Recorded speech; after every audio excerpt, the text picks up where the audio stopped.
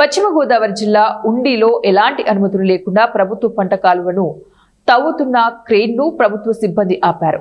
ఉండి మండలం వెలువారు గ్రామానికి చెందిన ఓ ఆక్వా రైతు తమ చెరువులను కాపాడుకోవడం కోసం గట్టు తవ్వి కాలువలలో వేస్తున్న మట్టి కాలువ ప్రవాహం తగ్గి కింద 600 ఎకరాలకు నీరు ప్రవాహం తగ్గుతోందని రైతులు ఆందోళన చెందడంతో ఇరిగేషన్ శాఖ పోలీస్ సిబ్బంది పనులు నిలిపివేశారు.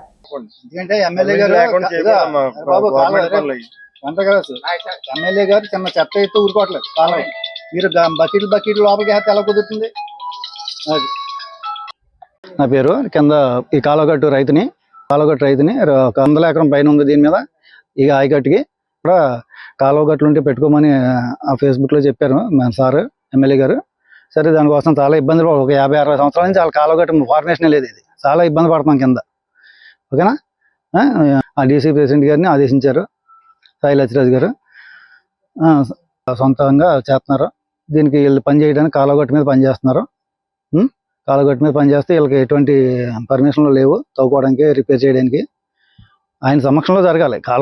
కాలువ బండ మీద ఏ పని చేసినా ఆయన సమక్షంలో జరగాలి. ఏఈలు డిపార్ట్మెంట్ సమక్షంలో జరగాలి. ఇలా అలా చేయకుండా సొంత ప్రయత్నాలు చేస్తున్నారు.